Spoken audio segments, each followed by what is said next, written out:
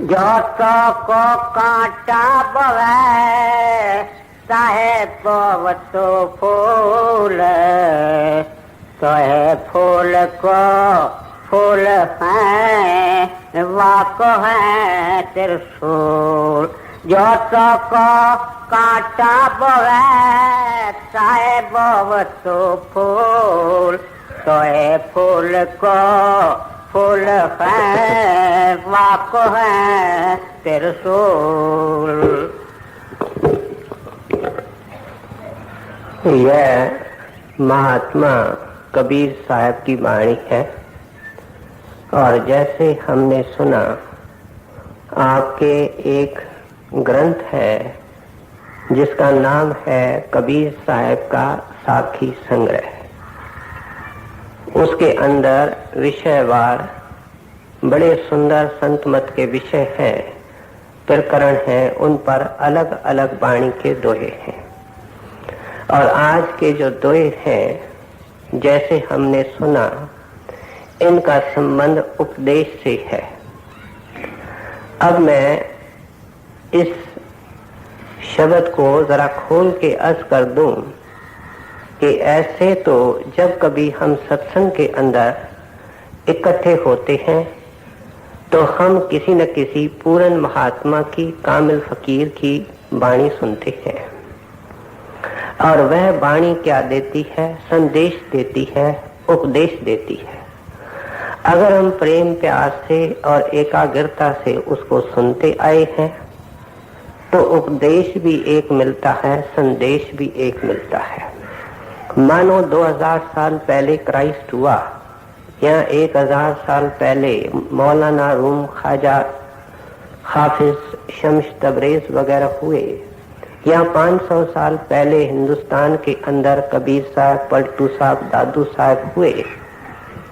ये जो कामिल पूर्ण गति के महात्मा है उनका संदेश एक ही मिलता है, उपदेश एक ही मिलता है। वह क्या है?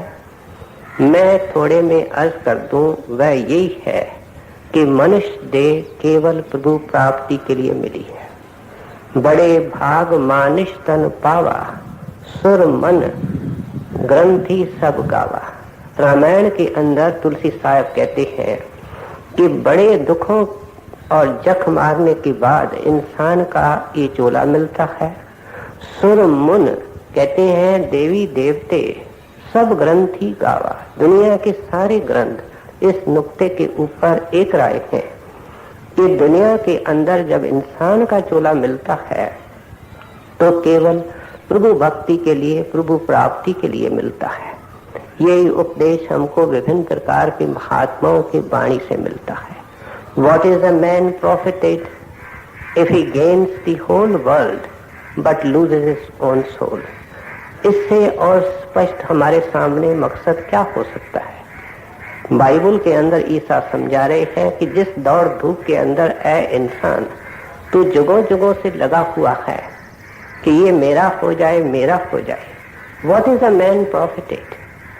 अगर एक इंसान सारी दुनिया की बादशाही भी हाथ में कर लेता है तो कोरा है, खाली है, उसकी जीवन अर्थहीन है, मीनिंगलेस है। सभी संतों ने हमारे सामने पहले ये आदर्श रखा कि दुनिया के अंदर और काम करते हुए अपने जिंदगी का जो प्रमुख मकसद है, जो चीफ मिशन ऑफ लाइफ है, उसको सामने रखना है।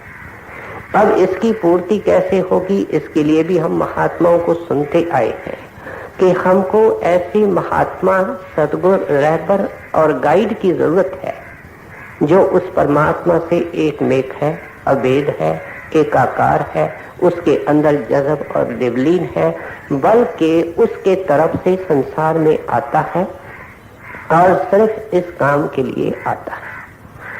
तो ऐसे संत महात्मा, क्योंकि परमात्मा अलग है, अगम है, इसलिए उसको लखने के लिए, पाने के लिए हमको युक्ति चाहिए, अपने अंदर जाने का तरीका चाहिए, और वह किसी संत सद्गुरु से मिलेगा।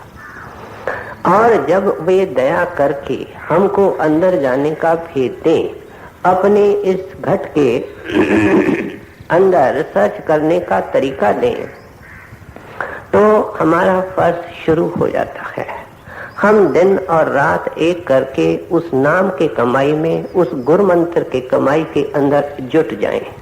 और जब हमने वन पॉइंटेड होकर के उनके नाम की कमाई की, तो महात्मा कोई हमको मरने के बाद मुक्ति का वायदा नहीं करते हैं, कोई हमको पोस्ट डेटेड चेक नहीं देते हैं कि 10 साल के बाद रकम मिलेगी, 20 साल के बाद रकम मिलेगी, लेकिन जिंदगी के अंदर ही उस चीज को हम पा सकते हैं अगर मन के अंदर लगन हो, मन के अंदर खटक हो।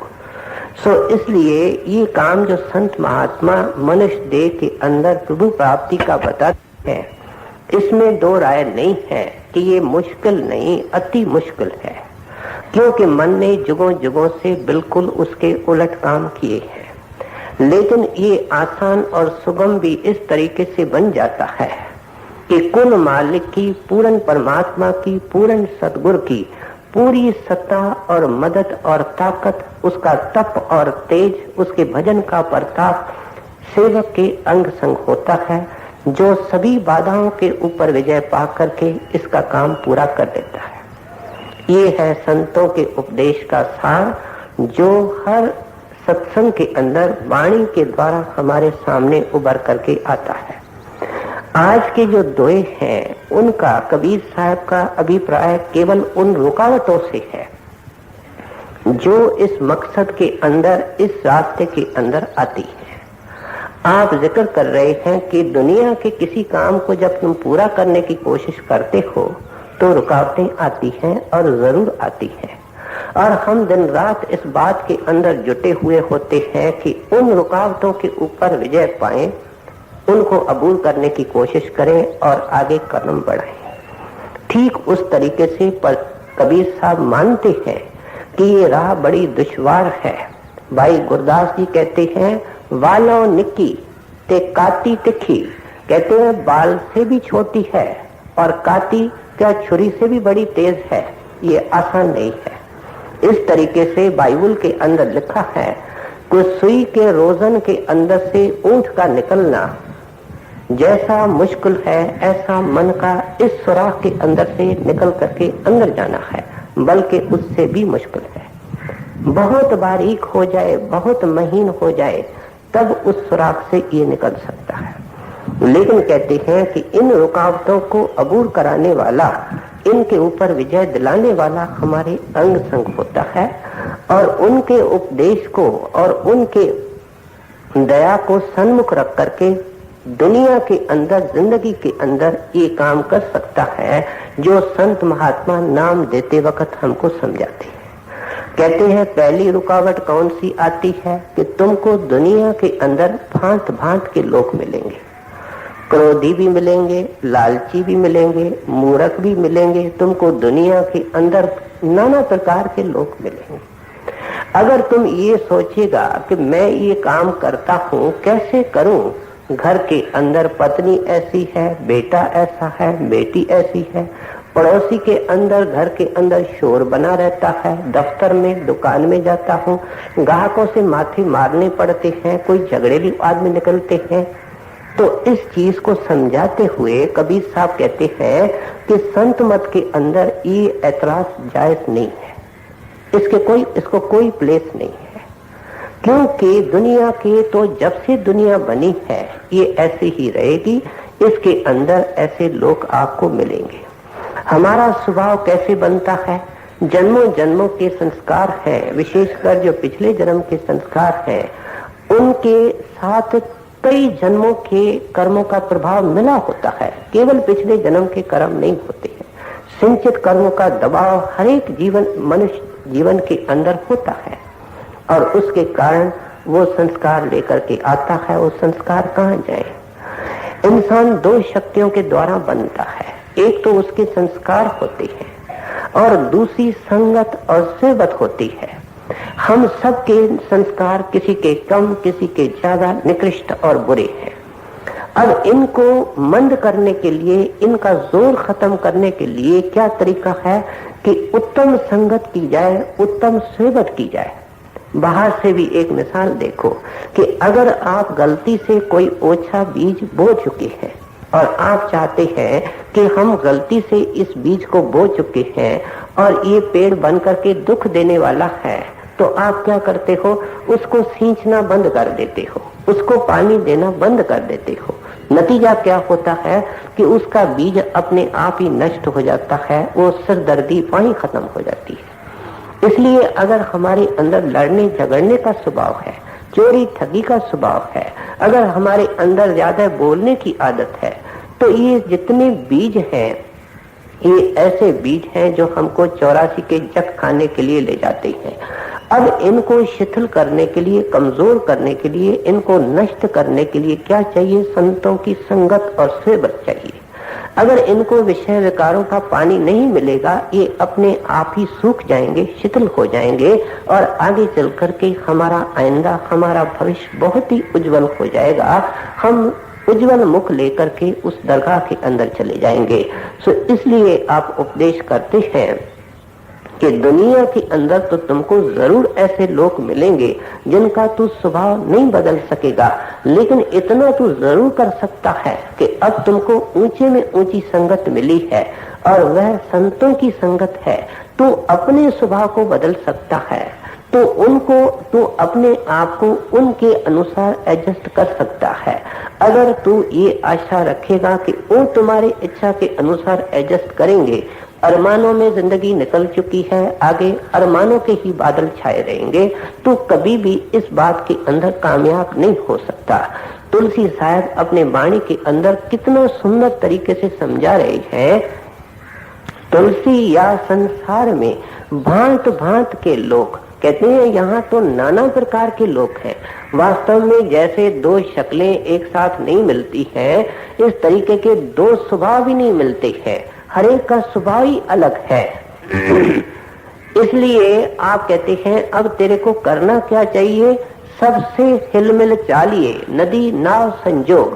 कहते हैं तुमने नदी के ऊपर नाव को चलते हुए देखा होगा।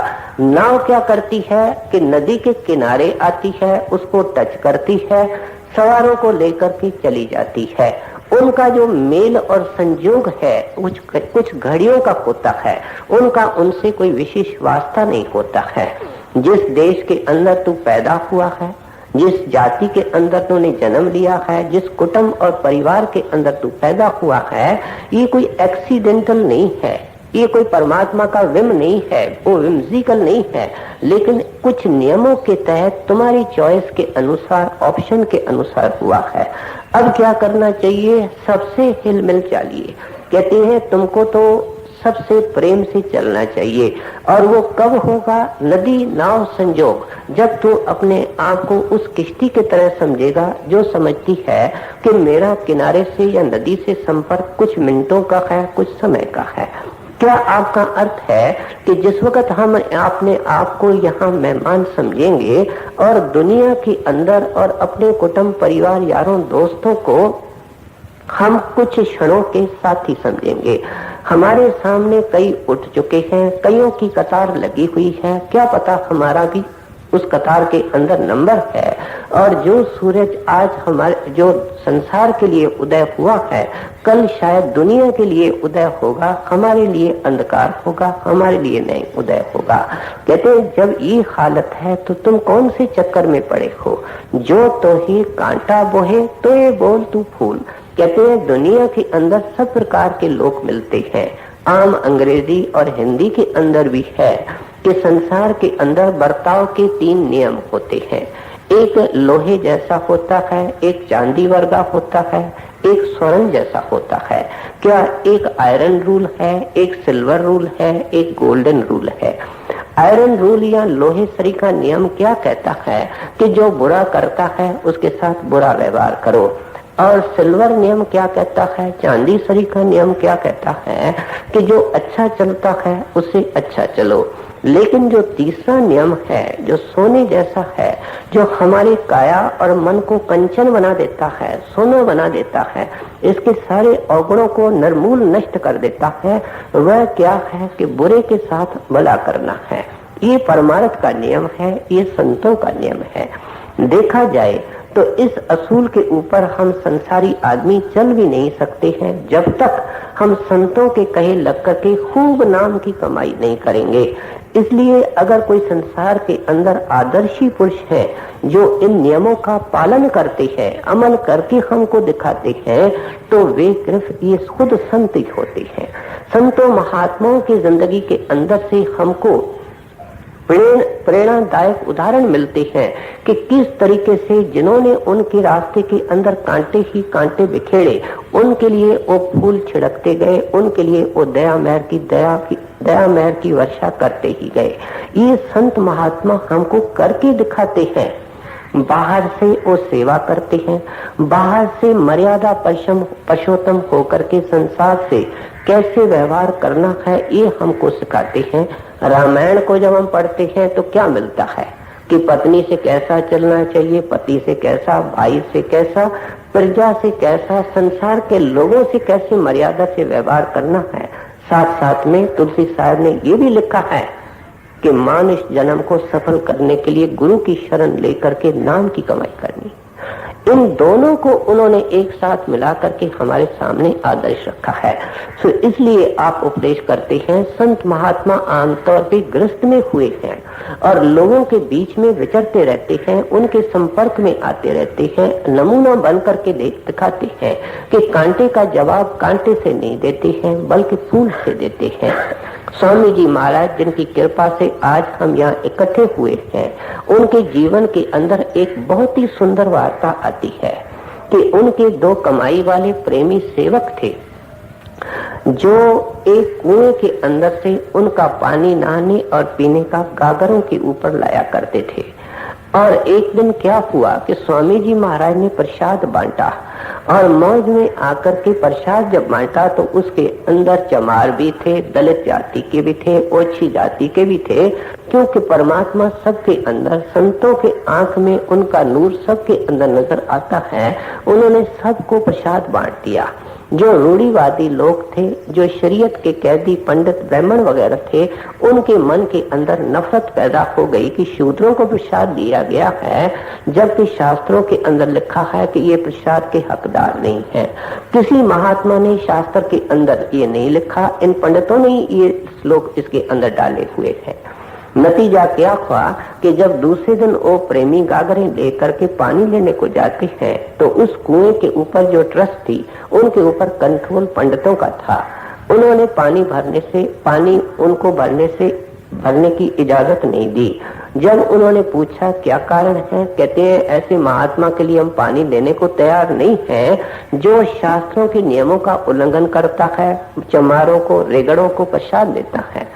तब उन्होंने बड़े प्रेम से उनको समझाया कि उनको तो सबके अंदर वो परमात्मा नजर आता है, कोई उनके लिए ओछा नहीं है, बल्कि आप अपने इतिहास को भूल चुके हो कि जितने चोटी के महात्मा दुनिया के अंदर जीवों का उद्धार करके गए हैं वे सब दलित जातियों के अंदर हुए हैं, ओछे जातियों के अंदर हुए हैं। परमात्मा उनको सिखाना चाहता है कि मैं अपने प्यारे इन ओछी जातियों के अंदर भेजता हूँ ताकि हम इस जात के भिन्न भाव से निकल सके। लेकिन उन्होंने एक नहीं मानी, उनको लौटा दिया।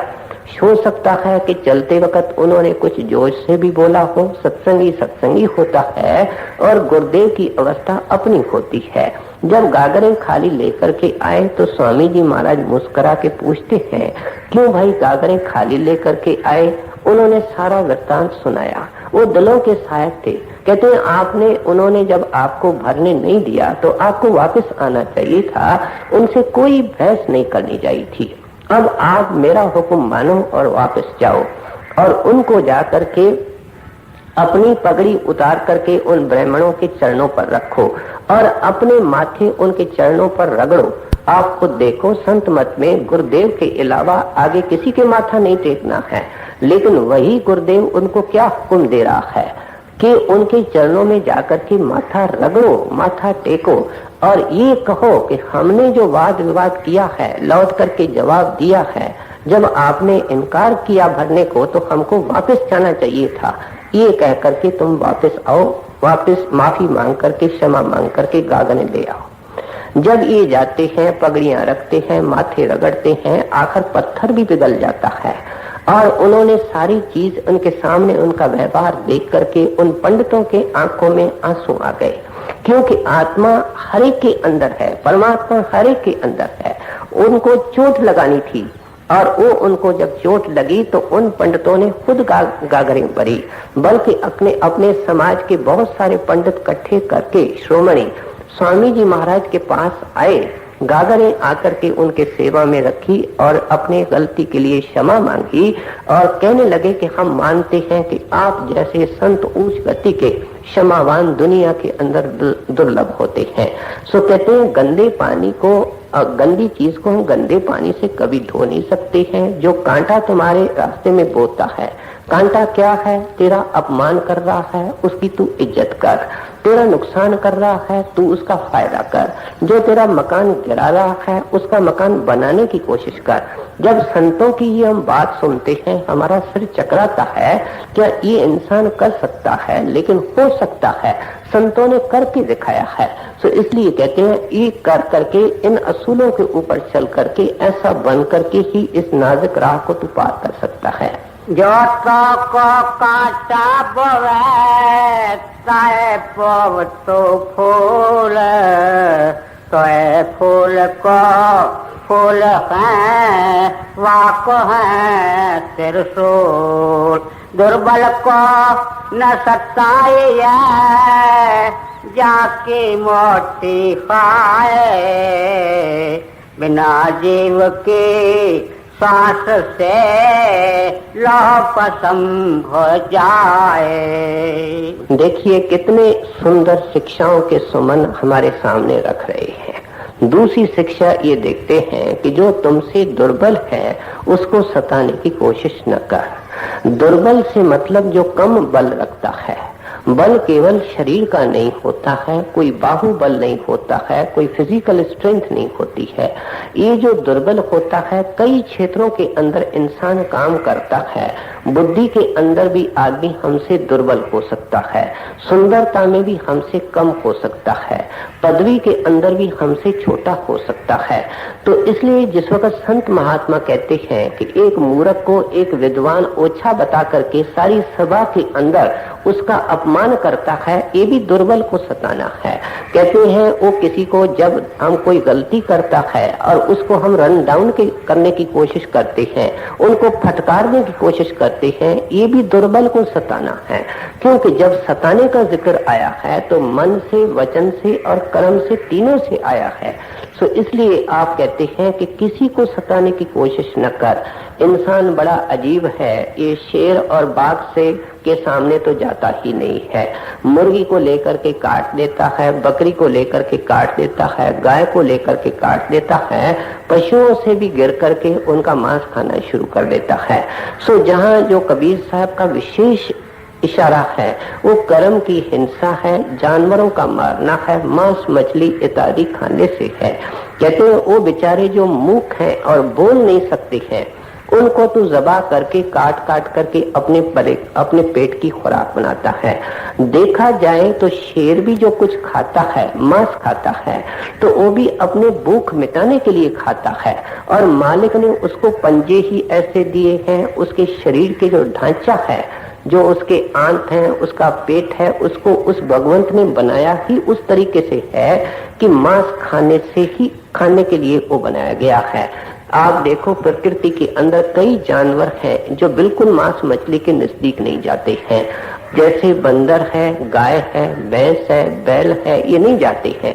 और इनके आंत इंसान के आंत से मिलते हैं, इनका पेट इंसान के पेट से मिलता है, इनके दांत इंसान के दांत से मिलते हैं। इनको प्रकृति ने कोई तेज पंजे नहीं दिए हैं चीड़ फाड़ करके कोई मांस खाया जाए। सो इंसान को परमात्मा ने हर्बीवोरस बनाया है कि वैष्णु खाना खाने के लिए बनाया है।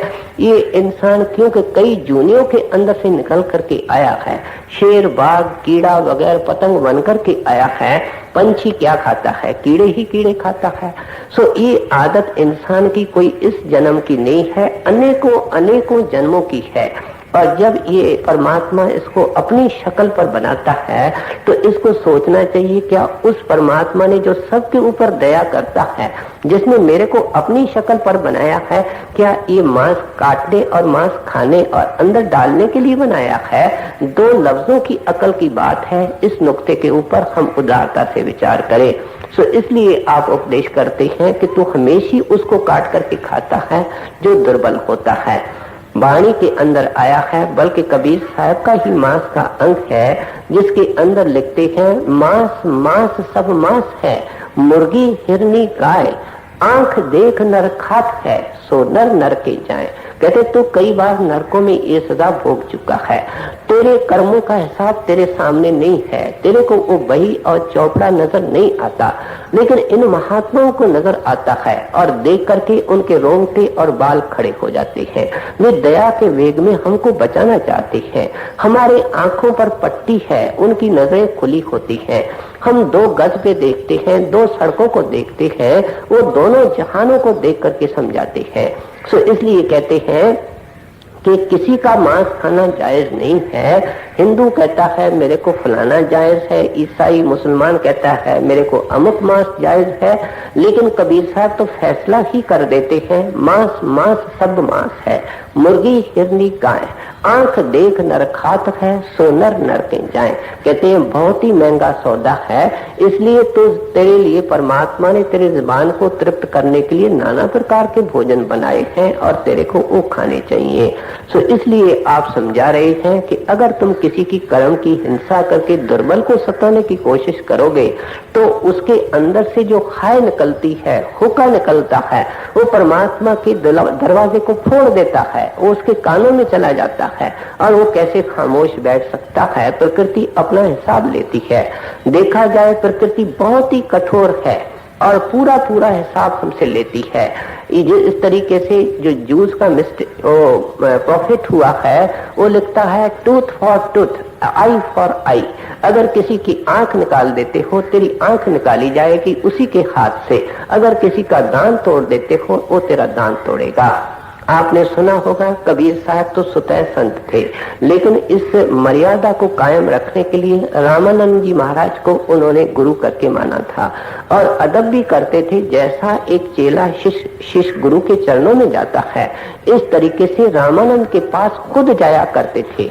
लेकिन क्या देखते थे कि कभी कभी जब अचानक चले जाते थे तो रामानंद को रोता वो देखते थे। एक दिन उन्होंने बड़े प्रेम से पूछा कि गुरुजी आप रोते क्यों हो? कहते हैं तेरे से क्या छुपा हुआ है। लेकिन महात्मा बहुत ही गंभीर होते हैं, कहने लगे महाराज खोल करके समझाओ आपके रोने का क्या कारण है। उन्होंने समझाया कि पिछले जन्म के अंदर मैंने एक खरगोश को नेजे के साथ मारा था। नेजा एक हथियार होता है जिसके मुंह पर बड़ा जोरदार सुआ लगा होता है। क्या मैंने उनके अंदर सुआ लगाया था और इतना बेरहमी का काम किया कि उसको मार करके घसीटता हुआ जमीन से मेरे घर तक मैं उसको ले आया था।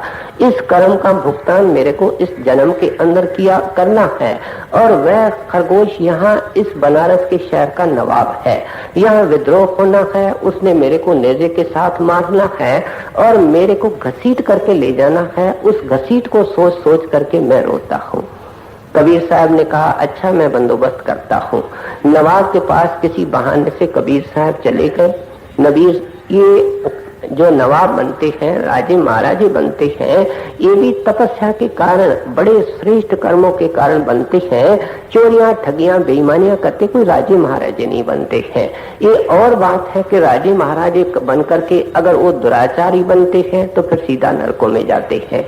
इसलिए वाणी के अंदर बल्कि शास्त्रों की उक्ति है, तपो राज से राजो नरक। तपस्या करके तो राजा बनता है, राजा बनकर के अत्याचार करता है, नरकों का अधिकारी बनकर के बैठ जाता है। सो उनके पास चले गए, उनको जाकर के उन्होंने सारी बात की। उन्होंने कहा आप ठीक कहते हो, लेकिन मैं आपको जानता हूँ आप किस गति के महात्मा हैं। आप मेरे घर में आए हैं, मैं इतना करूंगा कि मैं घसीट माफ कर देता हूँ, लेकिन हिसाब किताब माफ नहीं होगा। और हिसाब किताब को माफ करना कबीर साहब भी नहीं चाहते, क्योंकि उसके कारण रामानंद को फिर दुनिया के अंदर आना पड़ता। सो इसलिए कुछ अरसे के बाद उसी शहर के अंदर विद्रोह हुआ और जिस तरीके से बताया गया गुरु रामानंद जी की मृत्यु इसी प्रकार से ही हुई। तो इसलिए आप कहते हैं कि किससे अंधेरी कोठरी के अंदर बैठ करके कमरा बंद करके चोरी ठगी बेईमानी दुराचार करते हो, वो जो देखने वाली शक्ति है वो तेरे अंदर बैठी हुई है। जब हिसाब किताब दोगे बेटा उस दुर्बल के एवज में उसकी हाय तेरे आंखों को तोड़ देगी, तेरे को खत्म कर देगी। दुर्बल को न सताए चाकी मोटी खाए, बिना जीव के श्वास से लो पसम हो जाए। कबीर आप ठगाए और न ठगिया कोई, आप ठगा सुख होत है और ठगे दुख होए। अब ये जितनी शिक्षाएं हमको मिल रही हैं ये परमार्थियों के लिए है। दुनिया का आदमी तो इसको मानने को तैयार नहीं होता है, चलना तो बहुत ही मुश्किल है। लेकिन अब एक नई शिक्षा क्या मिल रही है कि कबीर आप ठगाइए और न ठगिए कोई। कहते हैं दुनिया के अंदर तुम आए हो, इस दुनिया से नाम कटवाने के लिए आए हो, सदा के लिए आने जाने का जो आवागमन है उसका दरवाजा बंद करने के लिए आए हो। उनके तरफ मत देखो जो उस दरवाजे को खुला रखना चाहते हैं, जो यहाँ आना जाना चाहते हैं। सरदार बहादुर महाराज जी बड़े सुंदर तरीके से और बड़े प्रभावशाली ढंग से फरमाया करते थे कि जो दुनिया के अंदर आना जाना चाहता है उसके लिए सारे दरवाजे खुले हैं। जो चाहे सो करे, जो चाहे सो खाए, जो चाहे सो व्यवहार करे। लेकिन जो इस दरवाजे को सदा के लिए संतों की मदद से बंद करना चाहता है उनको तो फूंक फूंक करके कदम उठाना पड़ेगा। संतों महात्माओं के शिक्षा का 100% अमल करना पड़ेगा, अनुपालना करनी पड़ेगी। सो इसलिए कहते हैं कि लेन देन संसार के अंदर होती रहती है, लेन देन के ऊपर ही संसार टिका हुआ है। किसी को हम लेते रहते हैं, किसी से हम देते रहते हैं। कहते हैं कभी लेन देन ऐसी हो जाती है कि शक रह जाता है कि मैंने जो इससे 100 रुपया लिया था, 500 रुपया लिया था, वो इसको वापस किया कि नहीं किया। वो भी अमीर होता है, उसको भी याद नहीं होती है, मित्रता के भी रिश्ता नाता होता है। लेकिन कहते हैं ऐसी हालत के अंदर जब उसको भी पूरा पता नहीं है और तेरे को भी तेरी याद धोखा दे रही है, कोई डायरी के अंदर एंट्री नहीं है कि तुमने पैसे लौटाए हैं कि नहीं लौटाए हैं, असत्संगी असत्य के जिज्ञासु ऐसी हालत के अंदर तुमको उसको दोबारा देना चाहिए। क्योंकि जो तू दोबारा देगा वो 10 गुना होकर के देने वाला तेरे को दे देगा। लेकिन कम में कम ऐसा नहीं होगा कि बेसत्संगी का रह जावे जो तेरे को वसूल करने के लिए या तो इनको कौड़ियों के एवज नाम के कमाई के हीरे देने पड़ते हैं या तो इसको दुनिया के अंदर आना पड़ता है। अब आप खुद देखो, एक मुट्ठी के अंदर आपको कोई कौड़ियां देता है और आप उसके एवज में हीरे देते हो, कौन आपको अक्लमंद कहेगा? अगर कर्म का भुगतान इस चमड़े के शरीर के ऊपर हो जाता है और नाम की कमाई उसके एवज में नहीं देनी पड़ती है तो गुरु ऐसे कैसे अयाना हो सकता है कि सेवक का कर्म न कटवाए और उसके एवज में उसका भजन सिमरन का फल दे देवे। सो इसलिए आप उपदेश करते हैं, हो सकता है उसके 1000, 2000, 500 तेरे पास रह गए हैं, बेटा इस संदेह को दूर करने के लिए तू उसको दे दे। हालांकि वो समझे कि ये ठगा गया। कहते हैं आप ठगे सुख होता है। क्या सुख है? आगे चल करके तेरा रास्ता रोशन हो रहा है, तेरे रास्ते के अंदर से रुकावटें निकल रही हैं, तो सतगुरु के और परमात्मा के नजदीक जा रहा है। सो इसलिए आप उपदेश करते हैं कि ये रास्ता है, ये पहाड़ के चढ़ने की दुर्गम घाटी है और इसलिए कहते हैं इन शर्तों को निभा करके ही बेटा नाम की कमाई के अंदर कामयाब हो सकते हो। आम हमारे सत्संगी की शिकायत है कि हमारा भजन सिमरन नहीं बनता है। क्यों नहीं बनता है? उनके कारण खोल खोल करके बता रहे हैं। कहते हैं यही चीजें आकर के भजन के अंदर बाधक बनती है, पर्दे खड़े हो जाते हैं, आंखों से अंधकार हटता ही नहीं है। 10-10 साल करके सामने कुछ तिनका तक नजर नहीं आता है। कारण क्या है कि हमारी रहनी ठीक नहीं है, हमारी करनी जो हम करते हैं वो भी ठीक नहीं बन पड़ेगी जब तक हमारी रहनी ठीक नहीं होगी। सो इसलिए कहते हैं कि अगर कोई तेरी चीज ले जाता है तू ये समझ के लेना देना है जो खत्म करके गया, लेकिन उसके एवज में तू ये कोशिश नहीं करना कि उसकी लेकर के आना। बड़े हजूर महाराज ने किस तरीके से पंजाब में सत्संग फैलाया, इसके लिए आपको डेरे की किताबें देखनी पड़ेगी। गांव गांव के अंदर गए हैं, घोड़ों पर गए हैं, पैदल गए हैं और जाकर के सत्संग किए हैं। एक गांव में गए, महाराज ने सत्संग किया। कुछ सत्संगी महाराज जी के इर्द गिर्द आकर के बैठे, परमार्थ की चर्चा हुई। फिर एक सत्संगी बोला कि महाराज जी हमारा एक सत्संगी है, उसने सत्संगियों को इस गांव के अंदर बदनाम करके रखा है। क्यों भाई, उसने क्या किया है? महाराज जी पूछने लगे। उत्तर दिया गया कि वो किसी बेसत्संगी के खेत से गाय चोरी करके ले आया है। महाराज जी ने उसको बुलवाया, कहने लगे भाई तुमने एक बेसत्संगी के खेत से गाय चोरी करके अपने घर के अंदर क्यों बांध करके रखी है? तो वो उत्तर देने लगा कि मेरी गाय किसी वक्त वो चोरी करके ले गया था, मैंने अपना हिस्सा वसूल किया है। महाराज जी ने उसको एक तरीका सतगुरु का है, कहते हैं सेवक बाहर से कहता है तन भी सतगुरु का है, धन भी सतगुरु का है, मन भी सतगुरु का है, सब कुछ उसका है। अगर वो तेरी गाय ले गया था तो तेरी किस तरीके से ले गया था? वो गाय तो मेरी ले गया था, तेरे गुरु की ले गया था, मैंने उनको दी थी। तुम्हारा पिछले जन्म में उसके साथ हिसाब किताब था और वो जो तेरी गाय ले गया था उस हिसाब किताब को खत्म करने के लिए ले गया था, मैंने आगे होकर के खुशी से उसको दी थी। और तू एक नया कर्म करके और उसका आगे सिलसिला जारी कर रहा है, ये कहां तक मुनासिब है? जा करके उसको गाय वापस दे करके आ और माफी भी साथ साथ में मांग करके आ। उस सत्संगी को मजबूरन जाना पड़ा, गाय लौटा करके माफी मांग करके आ गया। सो इसलिए कहते हैं ये राह ही न्यारी है, ये जो रास्ता है ये संसार के राहों से बिल्कुल एक न्यारा और जुदा रास्ता है। सो इसलिए आप उपदेश करते हैं कि अगर तू ठग जाता है तो दूसरा भली शेखी मारे कि देखो कैसा मैंने इसको बेवकूफ बना दिया। बेवकूफ वो बन रहा है क्योंकि वो कर्मों के जंजीरों के अंदर बंधा जा रहा है और तू खुश हो रहा है, सुखी हो रहा है क्योंकि तू आजाद हो रहा है।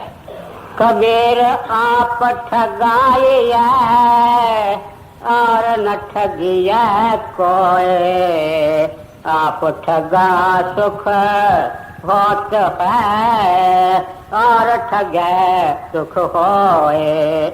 यातनिया में आए के छाड़ दे तू ऐठ, ले न होए सो ले ले उठे जात है पैठ। अब हमको सारी शिक्षा जो कुछ मिलती है प्रत्येक इतवार को उसके अंदर दीनता का, नम्रता का, आजिज़ी का जरूर जिक्र आता है, क्योंकि इसके बगैर तो सत्संगी का कार्य सारी जिंदगी में क्या कई जन्मों में नहीं हो सकता है। इसको मिट्टी बनना पड़ेगा, इसको खाक बनना पड़ेगा, इसको जैसे मेहंदी के पत्ते सुखाए जाते हैं, बारीक पीसे जाते हैं, तब उनके अंदर से लाली निकलती है, ऐसे इसको अपने आप को महीन करना पड़ेगा, मेहंदी की तरह मन को पीसना पड़ेगा। सो इसलिए कहते हैं तू तो अकड़खान बना हुआ है, तू तो ऐंठपन के साथ भरा हुआ है, चलता है तुम्हारे पांव जमीन के ऊपर नहीं है, तुमको सुंदरता का, पैसे का, बुद्धि का, पदवी का पता नहीं कितने अहंकार तेरे को घेर करके रखते हैं। प्रभु के बैठने की कौन सी जगह रखी है, नाम के जपने के लिए कौन सी जगह अंदर है। सो इसलिए कहते हैं लोग अगर करते हैं तो करने दो, लेकिन तेरे को तो खाक बनना पड़ेगा, तेरे को तो दूब बननी पड़ेगी। जिस दूब के ऊपर आप इस वक्त बैठे हो ये ऐसी दूब है जिसमें आप इनको नाना प्रकार की तकलीफें देते हो। लोग सैर करने के लिए दूब के ऊपर चलते हैं, आप नियम से आकर के इसके ऊपर बैठते हो, लौट करके दूब ने कभी आपको शिकायत की है कि सारे मन भर बोझ, 2 मन बोझ मेरे ऊपर रख करके बैठे हो, कोई आपके अंदर गया नहीं है। कितना बोझ लेती है लेकिन उफ तक नहीं कहती है। संतों ने जब मिसालें दी हैं समझाने के तो उन्होंने कोई कमी और कसर नहीं छोड़ी है। कहते हैं जैसा ये दूब है ऐसी दूब ऐसा बन जाए, सबके ताने मैंने सहार ले, सबके बोझ उठा ले, लेकिन उफ तक जुबान से नहीं निकले, इसको दीनता कहते हैं। कैसर के पौधे के लिए आम कहावत है कि जितना उनको पांव के नीचे लताड़ा जाता है उतना उसका रंग निकलता है, रंग निखरता है और उसकी कीमत बढ़ती है। सो इसलिए कहते हैं लोग अगर तेरे को पांव के तले लताड़ रहे हैं तो खुश होना चाहिए। शाह इब्राहिम से पूछा गया कि तेरा जिंदगी के अंदर सबसे ज्यादा खुशी का दिन कौन सा है? देखो फकीर क्या बताता है, फकीरी करके दिखाते हैं। जब ये कबीर साहब के चरणों में रह करके पूर्ण गति के महात्मा बन चुके, उसके बाद ये केवल सारी जिंदगी भजन करते रहे। जहां भी ठहरते एक गुफा में ठहर जाते, हर शुक्रवार को बाहर निकलते और जाकर के लकड़ियां इकट्ठी करते। लकड़ियों को बेच करके बाहर शहर के अंदर आधा उसका पैसा तो खैरात में दे देते, जो आधे पैसे बचते उनसे रोटी खरीद कर लेते और उसको फिर गुफा के अंदर जाकर के जहाँ केवल पानी रखा हुआ था, 8 दिन उस जो शुक्रवार की या जुम्मे की रोटी उन्होंने खरीद की हुई थी उसको काम में लेते, फिर शुक्रवार को बाहर निकलते, लकड़ियां करते और इस तरीके से गुजारा करते। एक बार आप संतों का जाना, आमतौर पर महात्मा तीर्थों में जाया करते हैं। लोग समझते हैं कि ये तीर्थों में शायद तीर्थों को देखने के लिए जाते हैं, लेकिन इनके मकसद कुछ और होते हैं। मालिक के हुक्म से इनको मक्के जाना पड़ा। पिछले जमानों के अंदर अकेला कोई सफर नहीं करता था, क्योंकि बड़े खतरे हुआ करते थे, इसलिए झुंड मिलकर के, काफले मिलकर के लोगों के आपस में जाते थे। किसी काफले के साथ इब्राहिम भी संग हो गया, वो भी इनकी गति नहीं जानते थे, लेकिन मक्के के अंदर मशहूर हो गया, मदीने के अंदर मशहूर हो गया कि इतना रसाई वाला, कमाई वाला फकीर पहले बार हमारे यहाँ आ रहा है। इसलिए बहुत सारा लोगों का समूह उनके स्वागत और आज्ञान के लिए वहां खड़ा था। इनको इशारा मिल गया। इशारा क्या मिलना है, ये मालिक ही होते हैं। इन्होंने क्या किया कि जब देखा कि मक्का नजदीक आ रहा है, ये उस झुंड से, उस काफले से अलग होकर के अकेले चलने लगे। नतीजा क्या हुआ कि वो लोग जो उस स्वागत के लिए खड़े थे, उनके पास पहला आदमी पहुंचने वाला तो ये था। अब शाह इब्राहिम के कपड़े आप देखो, वो गोदड़ी ओढ़ा करते थे, बाल उनके बिखरे हुए थे, पहले कभी देखा नहीं, उन दिनों में फोटो तस्वीर होते नहीं थे। उन्होंने उनको जाना पहचाना नहीं। पूछने लगे, भाई काफला जो आ रहा है और उनके अंदर जो परम फकीर, ऊंचा फकीर आ रहा है, वो कितना हमसे दूर है? शाह इब्राहिम कितना दूर है, जबकि वो उनके सामने खड़ा था। कहते हैं कि आप किसके बारे में पूछ रहे हो? वो काफर है, वो निकम्मा है, वो नीच है, उस आदमी से आपको लेना क्या है? अब एक फकीर का अपमान कौन सुने? उन्होंने चांटा मारने उनको शुरू कर दिए कि बेईमान तू है, काफर तू है, लुच्चा तू है। वो हंस करके कहता है, भाई जो आप कह रहे हो सोई मैं कह रहा हूँ। लेकिन उनके समझ में कुछ नहीं आया, वो तो निकल गए। मन को शाह इब्राहिम कहता है, बहुत अच्छा हुआ, आज तू उस स्वागत के लिए शौकीन बैठा हुआ था, ये जो तेरा स्वागत हुआ है यही तेरा सही स्वागत है। सो ये सब किस लिए? महात्मा सिखाते हैं कि मन को महीन करने के लिए वही काम करना चाहिए जो मन को पसंद नहीं है, और जब मन के विपरीत काम होता है तभी ये छोटा बनता है, तभी ये महीन बनता है। सो इसलिए सारे संतों महात्माओं के वाणी के अंदर से उभर करके हमको ये प्रमुख शिक्षा मिलती है कि सबकी सह लो, सबकी सुन लो, लेकिन अपने अंदर रखो, उनकी सेवा करने की कोशिश करो, छोटे बनने की कोशिश करो, ताकि उस रास्ते के अंदर चलने के काबिल बनो जिस रास्ते से गुरुदेव, सतगुरु, महात्मा, फकीर तेरे को उस परमात्मा के साथ ले जा करके परमात्मा के साथ मिलाना चाहता है। दुनिया में आए के साड़ते तू ऐठ, लेना होए सो ले ले, उठी जात है पैठ, खाए पकाए लुटाए ले, है मनुआ मेहमान, लेना होए सो ले ले, वही गए मैदान। अब असली नुक्ते के ऊपर आ रहे हैं। कहते हैं संतों से नाम मिलता है, संतों से केवल ये जो एथिक्स है जिसका जिक्र हमने अब तक सुना है, इसको तो सारी दुनिया जानती है, जानते हुए भी नहीं कर।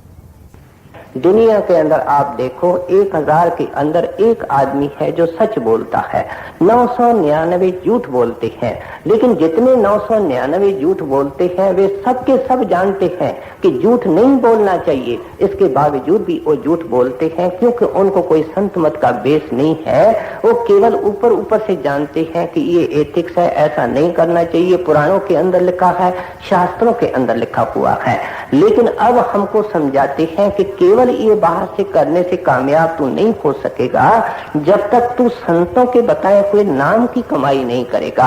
और नाम की कमाई करने के लिए क्या कहते हैं कि तेरे को गिनती के श्वास मिले हुए हैं।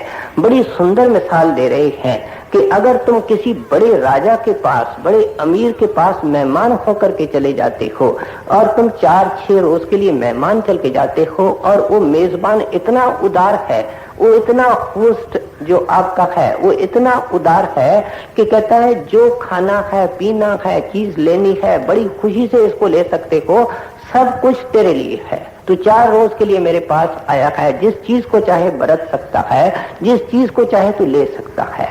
कहते हैं ये कोई बाहर का अमीर नहीं है, कोई बाहर की खाने पीने पहनने की चीज नहीं है, ये मालिक हमारा मेजबान है, ये हमारा होस्ट है और उसने हमको ये गिनती के श्वास दिए हुए हैं। और वो कहता है कि जितना हो सकता है इन श्वासों के द्वारा नाम की कमाई कर ले, परमात्मा की याद कर ले, ये इसका असली मतलब है। राम नाम की लूट है, लूट सके तो लूट।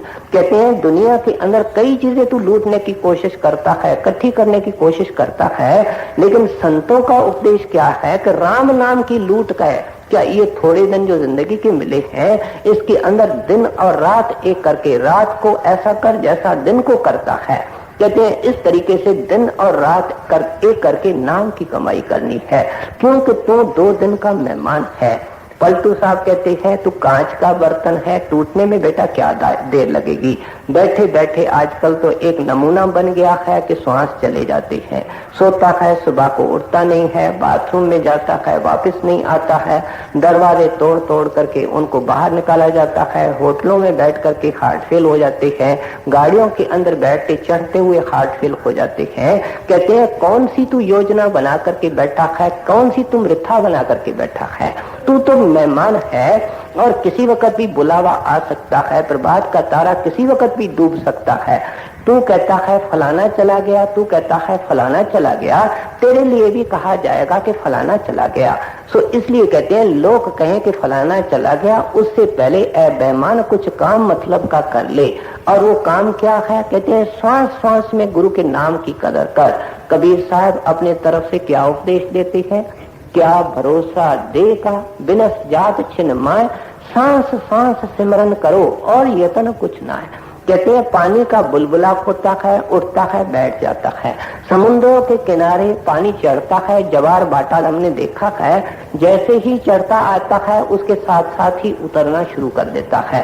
कहते हैं अब तो तेरे श्वास चढ़े हुए हैं, जब उतरने लगेंगे, खत्म होने लगेंगे, 4 आदमी आएंगे और क्या होगा? वाह दिन की कुछ सोच कर मनवा, जिस जा दिन ले चल खोसी। कहते हैं अब तो तुमको कहते हैं बैठो बैठो बैठो, लेकिन उस वक्त कहेंगे इसको ले चलो ले चलो। कहते हैं भाई उस दिन को सामने रख करके ही नाम की कमाई हो सकती है। सो इसलिए कहते हैं सांस सांस सिमरन करो और यतन कुछ नहीं। कहते हैं ऐसी घाटी के ऊपर खड़ा है, ऐसी तेज तलवार के धार पर तू खड़ा है कि श्वास श्वास के सिमरन के अलावा कबीर साहब जैसे चोटी के महात्मा कहते हैं मेरे को तो कोई तरीका बचने का नहीं सूझता है, कोई उपाय नहीं सूझता है।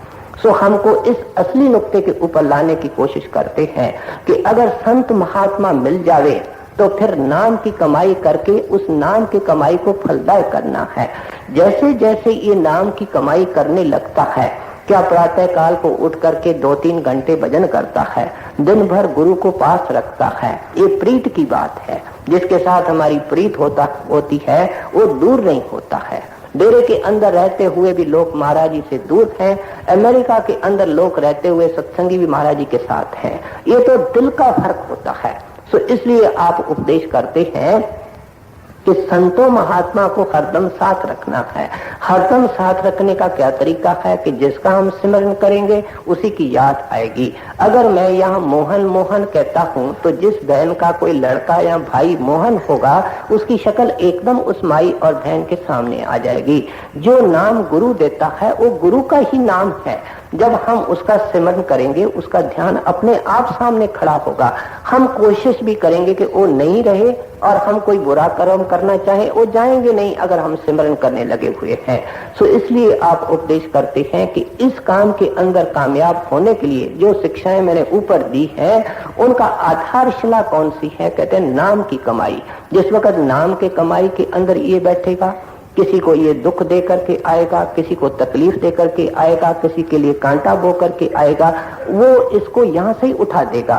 वो यहाँ बैठ करके इसको रस नहीं लेने देगा। अगर इसके मन के अंदर ये दृढ़ संकल्प है कि इस नाम का रस चखना है, कुदरती ये क्या करेगा? सबके पांव चूमा करेगा, सबको माथा टेका करेगा, सबके अंदर सतगुण समझ करके उनकी इज्जत किया करेगा, तभी जाकर के इस नाम के कमाई के अंदर कामयाब होगा। सो इसलिए कहते हैं दोनों रेसिप्रोकल हैं, दोनों परस्पर हैं। रहनी भी अच्छी करनी है, करनी भी अच्छी करनी है। करनी क्या है? नाम की कमाई करनी है।